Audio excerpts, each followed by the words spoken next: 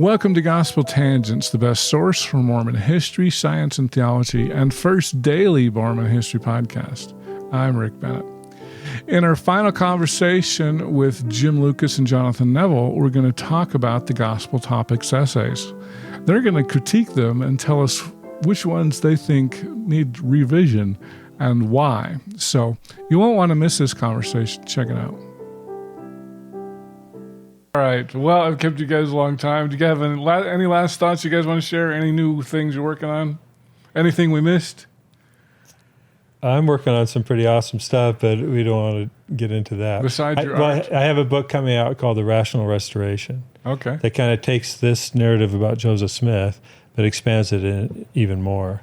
Because one of the things that critics say is, well, the whole idea of the restoration is irrational, and the nature of God and all this. I have about 60 or 70 reframes about how to look at life in general as well as the restoration, but through the eyes of the restoration and how it's the fulfillment of Christian aspirations for centuries.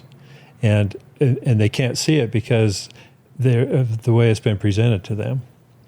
And because their ministers have an income to defend too, that's an element of it. But I think that the restoration was presented to Christianity almost in a way to provoke a reaction instead of to demonstrate how we're fulfilling the aspirations you guys have been talking about for centuries. And that's how I'm trying to reframe that part of it. But I have lots of other reframes. And that'll be out next week? It'll be out before September. Oh, wow. That's pretty quick. Yeah, it's over a year late. You're pretty prodigious with all the books you come out with. Well, it's been real interesting because this one, we had pre-sold it last summer. Oh, wow. And in response to various feedback I've gotten, because I have a few people that read some of my stuff, and other developments in well, the it's church. faster than the 15 years Richard Hurley did on his second book. Well, yeah. Yeah, but he was researching a lot of detail. I know. And whereas I've done some thick books with lots of research in them, yeah. But this one is intended to be more of putting it all together, I guess you could say, and expanding it beyond these issues of church history, like this narrative of Joseph Smith. Yeah. That's not really a question of how do we interpret church history. It's a different narrative way to understand these things. And I think that's what is needed more than anything else. So I finally decided, okay, I'm going to put some time into this. I've looked at rationality from a lot of perspectives, a lot of different non-LDS perspectives, not even Christian perspectives, to try to wrap it all up into one great whole, so to speak. Mm-hmm. And to me, it is very rational. The whole thing is rational, and it's awesome. So I'm real excited about that book. Cool. But I'm also have a career as a full-time artist, so I'm spending a lot of time doing art, and it's hard to balance it all. That's why I say before September I'll have it done. Well, that's cool. Yep. Jim? So I need to circle around and make my little thing about Richard Bushman. Okay. So I had the privilege of being one of Richard's readers on Rough Stone Rolling. Really? He would send. He's in the acknowledgments. I'm acknowledged. Wow! In the beginning, did not know that. So he'd send me his drafts, and and he had several people. I mean, I was certainly not, but he'd send me them. I'd comment on them and so forth. So I feel like I have a little insight into the production of Rough Stone Rolling, and I can say that even Richard, who was trying to go back and go through every source that there was to make a really comprehensive book. Even Richard Bushman doesn't know everything. He hasn't, no human being can know all the stuff. No human being can have done deep dives on every single piece of historical source. Right. It's just not possible. So you have to rely on the work that other people have done in certain areas. Well, and he seemed to be really responding to Fawn Brody. And yes, he was very much. Well, he was very consciously responding to Fawn Brody. He saw Rough Stone Rolling as the next, iteration to Rough Stone Rolling. I mean, No Man Knows My History. Right. In fact, he selected his publisher because it was the same publisher who had published No Man Knows My History. And so Turner's coming up with the next one. Did you guys know that? Yes. Yeah. So it is. So he's very consciously looking at things like that.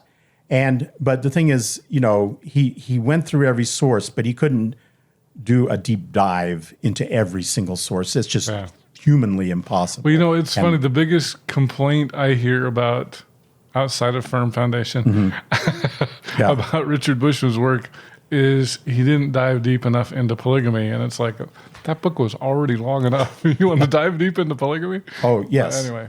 No, but the point is that even Richard in Rough Stone Rolling had to rely on other people who had done research in the areas.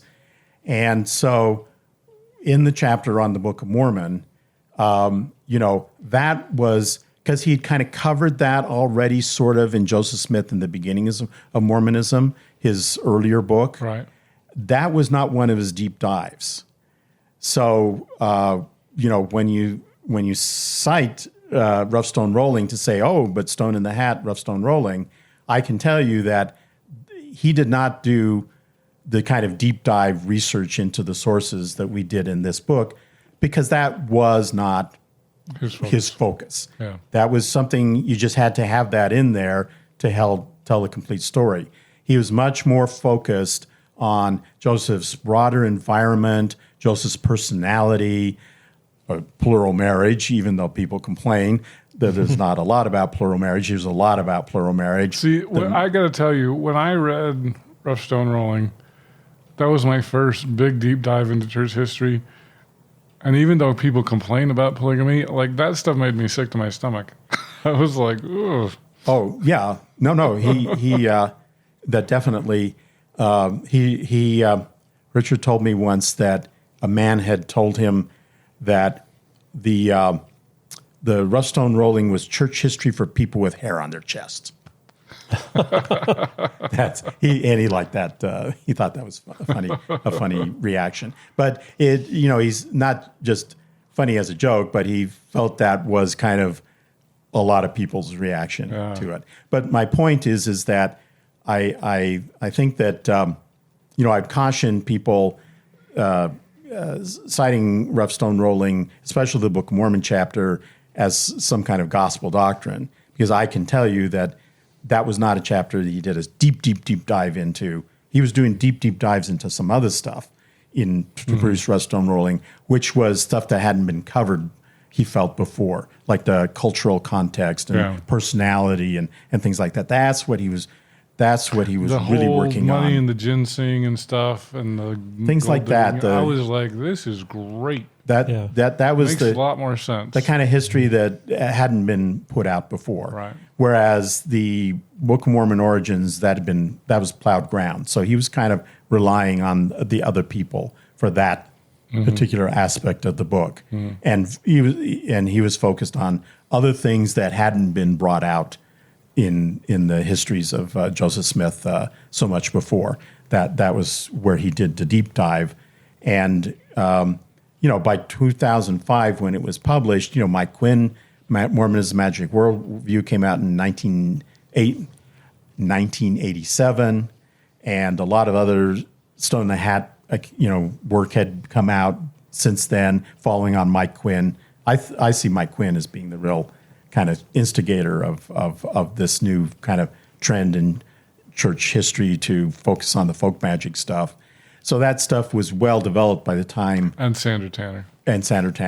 But that was all well developed by the time Richard got around to writing Rough Stone Rolling. So I just would, I don't know if Richard would, agree with my take on it, but I just would emphasize that on the Stone in the Hat issue, I think it's not fair to cite Rough Stone Rolling like it's gospel doctrine, because it wasn't the focus of that book for Richard, right. And as I've just had lots of discussions about this with him subsequently, and and he endorsed your book, so it can't be all bad, right? He's much. I would say Jonathan always likes to talk about multiple working hypotheses.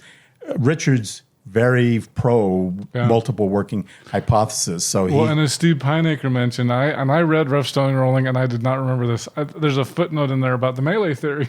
Yeah. I was like, what? That's a Rough Stone Rolling?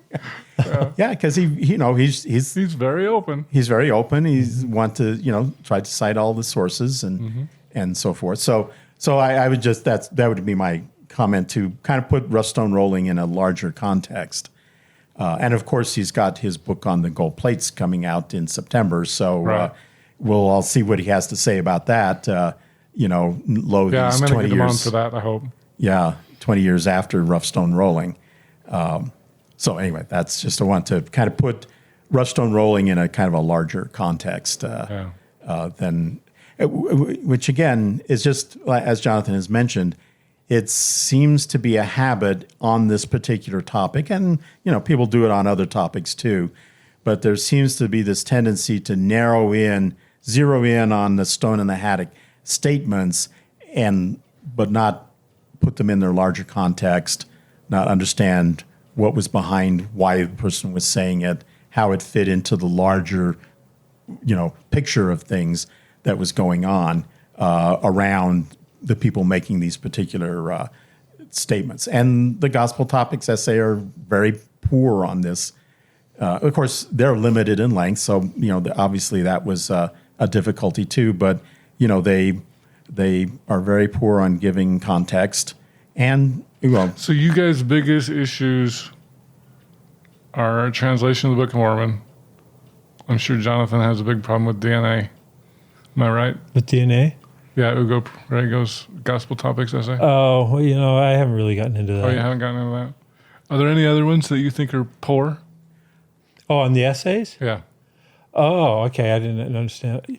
I think I've really criticized the Gospel Topics one, but the one on Book of Mormon geography is another one that's a problem, because when it first came out, it had several just factual errors in it. And so I did a blog post and pointed them out, and 3 weeks later they revised it. But they accepted some of my criticisms by omitting the erroneous material, but they retained some of it that's also still erroneous. And so I think that if that was isn't their statement we're agnostic on geography and quit looking at it? Well, they sort of, but they don't say anything about Cumorah to begin with, and they say there's never been any. I think they say there's never been any revealed geography. And that's what my critics say to me. Well, there's no evidence of revelation to Joseph Smith and Oliver Cowdery. I said, well, there's no evidence of revelation about John the Baptist either. He just appeared. And they went to the Hill Cumorah. They went in the repository. It wasn't a matter of revelation. So it's a what do you call it? A red herring sort of, a straw man thing to say there's no revelation. It was experience. They don't go around talking about the revelation of Peter, James, and John, because that would make it a spiritual immaterial thing. Instead, they said it was actually Peter, James, and John. Okay. And that's how it is with the Hill Cumorah. So geography, translation. DNA, I do have some problems with the essay the way it's presented. Why? I'm not surprised. But I haven't analyzed it in detail. Any others? How do you like their polygamy? I think I did a criticism of another one. I can't even remember now. Oh, really? How do you like their polygamy? Well, like I say, I haven't done a deep dive in that. When I have looked into it, I've read some of these journals from the young girls in Nauvoo and stuff, and I thought, does anyone have teenage daughters who have written journals about being in love with movie stars and stuff? And I started thinking, I don't know how credible all this stuff is. And so I know I know Brian Hales has gone into it in a lot of detail, and I'll defer to him on it. I mean, I'm not going to say, because I haven't studied it, if he's wrong about any of it. But I suspect there was a lot of embellishment about Catherine Danes, that was the other person that wrote on the polygamy. Just remembered. Yeah. But again, for me, it's people who object to it, it's more of a cultural objection than a religious objection. Because, as I say, I've been around the world in other cultures where it's not a big deal. And they can't understand why anti-Mormon critics think it's a big deal. And so... And it's hard for us to be objective about our own culture, right? Because we think our standards. It's like my issue with China. Everybody's always right. Yeah. Themselves. Well, a lot of people I know are really critical of the Chinese government, for example. But I've lived there. I see how people live. They're happy. They have great lives. And so I have a different perspective on that just because of having experienced that. And it's the same. If you live in a culture where polygamy is common and accepted, it's not the same problem as you have living with it here in the U.S. Mm-hmm. And I think if you lived in ancient Israel, no one would even question it, right? So that's, in a nutshell, my take on polygamy. I haven't gotten into it in enough detail to assess the sources. Okay. So just to be clear, I have done, my research is not as broad or as deep as Jonathan's. So I've been focused on the translation of the Book of Mormon. Mm-hmm. So my only gospel topic essay that I would like to see extensively rewritten would be the one on translation. Okay. But I would say, just to be clear again, we are advocates, it's true, because we're trying to rebalance the scales. It's fallen so far, the consensus has fallen so far over onto the stone in the hat that, we're having to emphasize and argue for the Urim and Thummim, we feel, just to bring the balance back. So if they were to rewrite the Gospel Topics essay with an emphasis on what Joseph and Oliver said, but wanted to mention the stone in the hat stuff, I mean, that, okay, that's in the historical record. It should be mentioned. Mm-hmm. So, we would, we're not saying expunge that from the historical record and just ignore it, but we just put it back into balance and, don't omit the two primary eyewitnesses' statements on your issue that you're writing about. We like people to make informed decisions is a summary of it. Yeah. And my model is the faith model, right? Mm-hmm. The facts, assumptions, inferences, and so on. And that's because everybody should be dealing with the same facts. If one group says, well, we're not going to consider these facts because they contradict our agenda, then that's an illegitimate approach. And so that's why we don't favor saying you shouldn't read David Whitmer because he's a liar. That's not what we're saying at all. But we're saying consider all the context. But we are saying if you're going to omit anybody, don't omit Joseph Smith and Oliver Cowdery. That defeats the whole point, Mm-hmm. If you're only going to look at one or two sources, start with those two. Don't start with these Emma Smith and David Whitmer thing. That's not where you start. Okay. And I mean, to go back to this essay that Joseph Smith III wrote in 1886. So maybe we kind of relate to him because he was a lawyer also. But he had this simple statement. He said, I can't remember, it's quoted in here, but I'm not going to look it up. But he basically says, who were the two primary witnesses? Joseph the seer and Oliver Cowdery were the two primary witnesses. So we should give them credibility over somebody who was, at best, an occasional observer. Mm-hmm. Is basically, I'm paraphrasing something, but basically that's the point Joseph Smith III made when he came to the conclusion that, there's just no basis for the stone in the hat stuff. We go with the Urim and Thummim, despite what was in the essay that he published purporting to be an interview with his mother. Cool. Which I might say that we also address in the book why Joseph Smith III may have elaborated on the interview. Yeah. And I think that it's actually, I think I could see his justifications and I can accept his justifications for why he might have done that. And we discuss that in the book also. So okay. I know I need to let you go. Are you working on any other projects, Jim? I am, yeah. Somebody would like to fund a movie. I'm trying to make a movie.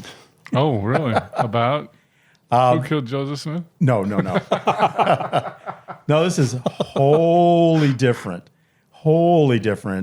thing. I have a story I've written that's a haunted house Halloween haunted house movie. Is it Mormon related? None. Absolutely not. It's got lots of, but with lots of pro-life and Christian undertones. Okay. And so that's, I moved here to Utah with the intent of just quickly wrapping up this book and then moving on to that. And I'm still trying to wrap this up. You're still on your book tour. But still on the book tour. Yeah. But someday we're going to get back to making All Hallows Day Eve. Okay. And are you guys selling those hats? Are you trying to sell them? Or those you can get them on Boyd Tuttle's Digital Legend website. Is that who published your book? Digital Legends? Okay. Yeah. So you got your Urim and Thummim on the front, but the key thing is the back. The back stone. No hat. No stone in the hat. This is Team Urim and Thummim. Team Urim and Thummim. That's right. But again, we don't see this as a contentious thing at all. It really is a matter. I use the phrase of clarity, charity, and understanding because we want clarity first of all, so everybody's on the same page as far as the facts goes. And then charity, we acknowledge other people have different interpretations. That's not a problem. And we seek to understand one another.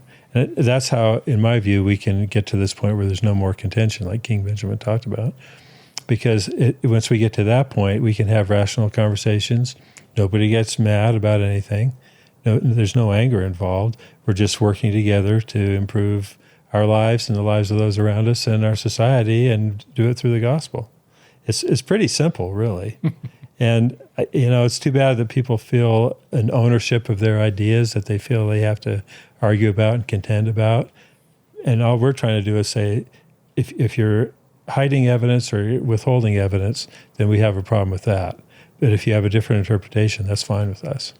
Does that make sense? How you think? Yeah. Mm-hmm. I mean, I'll give you a quick example. So Don Bradley, a person I think we all have a lot of admiration and respect for. So I had a long conversation about this with him, and he kind of now I may be misrepresenting him. So if I am, and Don, I need to get you back on. So we'll there you can correct refute Jim Lucas. Yeah, you can correct me and probably say many other brilliant things.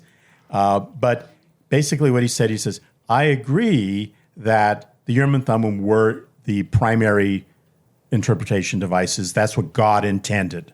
That's what Don says. That's what Don says. But he said, I have to allow that maybe the seer stone was available as a backup. And you know what?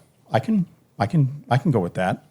Okay. That's as long as you recognize the Urim and Thummim, that God intended that to be the primary method of translation. If maybe you want to have a little something for the seer stone. Like Joseph Smith III said, if Joseph used the seer stone, it became kind of like a Urim and Thummim to him. He kind of allowed that maybe possibly, but then he said evidently the chief instrument was the Urim and Thummim. So there's room to allow something for the seer stone. I wouldn't agree with it. I wouldn't believe it myself, but I'm okay with people who say, there's so many seer stone accounts. It had to be something involved there. We think the demonstration hypothesis and then the revelation hypothesis. He may have taken this stones out of the Urim and Thummim and put it in his hat to get a revelation. Like Doctrine and Covenants, was it 14, 16, 17? It says they came through the Urim and Thummim. You don't need the gold plates to get those revelations. So Joseph could have taken the stones from the Urim and Thummim and put them in a hat so nobody could see them because he was commanded not to show them to anybody, and gotten revelations like that. So, and people could look at that and assume maybe that was the seer stone and assume he was using his hat for other things. Mm-hmm. So, I could deal with some other little variations and that, but only our strong argument is that, but you have to take all of the sources and you have to put them into context. As he's been talking, there's one other point about all this that we omitted, and that is the narrative of the plates. And a lot of people have pointed out there was even Mormonism Unveiled. They said, why did they even have the plates if they didn't use them for translating? But in the Doctrine and Covenants, if you remember in D&C 10, the Lord said, don't keep translating or don't retranslate the book of Lehi. Instead, you have to translate the plates of Nephi. Well, how would Joseph have even... That was a ridiculous revelation if Joseph wasn't using the plates, because he wouldn't know what plates he was translating. He was just reading stuff off a stone. And then Moroni's direction to him to not look at the sealed portion also doesn't make sense, because if he wasn't using the plates, he wouldn't have any reason to look at any sealed portion anyway. And so anything. the narrative, all the narrative of the plates, the messenger having him in his backpack on the way to Cumorah and all that, none of that narrative makes sense if he was just reading words off the stone. And there's what I call the talisman theory. What's the other one? The idea that it inspired him by having the plates in proximity. There's a word. What's the word? Talisman. Catalyst. Catalyst. The catalyst theory. Oh, Catalyst theory. But to me, that's a real stretch. But even that doesn't explain the revelation in D&C 10 about you translate the engravings on the plates of Nephi, because he wouldn't have had any reason to distinguish between the plates. Of course, as you know, and the readers have seen me before, I think he didn't have the plates of Nephi at that time, and he didn't get those until he went to Fayette. And that's why the revelation, the Lord told him, don't keep translating these plates. You have to translate the plates of Nephi. And that's why he gave those abridged plates to the messenger who took him to Cumorah, where he picked up the plates of Nephi and took those to Fayette. That's why he translated those up there. But the whole narrative of the plates, the critics have pointed that out, that the idea that they had to record these plates in the first place, Mormon had to abridge them, they had to preserve them for all these years, hide them from their enemies, and then give them to Joseph Smith. He had to preserve them and hide them from people trying to steal them, also they could just sit there for not be Under used. cloth. Under a cloth, or outside, they even say. Yeah. It doesn't make any sense. And so if I was looking at this objectively, I would say the stone in the hat kind of refutes everything Joseph said about the plates. And that's another reason. Let's put it this way. It's another factor to consider when you're evaluating multiple working hypotheses, is what's plausible, what makes sense. Mm-hmm. So that's just one that came up when he was talking. Yeah. All right. We don't have time to elaborate. Yeah. Well, why don't you show everybody the book again? Okay. It's By Means of the Urim and Thummim, James Lucas, Jonathan Neville. It's Restoring Translation to the Restoration. Say that again? Restoring Translation to the Restoration is the subtitle. It's available on Amazon. Is it Digital Legend or Digital Legends? Digital Legend. It does not have an S. Yeah, no S. Because I think there's another website that has an S. No S. That's important. Any place that you... I assume it's a Deseret book. I don't know. I haven't gone. Yes. Is it the Deseret book? Yes. Oh, I didn't know that. Wow. Yeah, they've ordered a lot of them, actually. I'm not sure if it's on the shelves of everyone yet. You have to ask for they it. have placed an order. Fawn Brody's No Man Knows My History. It's under a brown paper bag. We actually haven't gone to a Deseret book. I think Larry Foster, he had the Mormon Shakers in the United Community, and he went to Deseret Book, and it was like, well, we've got it behind the counter here. Oh, really? I want to put that on the shelf. Okay. Well, this is definitely a faithful narrative, so there's no reason for it to not be on the shelf. Right. So. All right. Well, James Lucas, Jonathan Neville, thank you so much for being here on Gospel Tangents. We'll have to get you back on sometime. Thank you for having us. We enjoyed it. Thank you. Mm-hmm. I hope you enjoyed a conversation with Jim Lucas and Jonathan Neville, co-authors of By Means of the Urim and Thummim. So you definitely want to check out that book. Jonathan and Jim, thank you so much for sitting down with me and talking to me for so long and letting me give you a hard time. So it was a fun conversation. In our next conversation, I'm excited to introduce a Baptist pastor. It's called Crossing the Divide.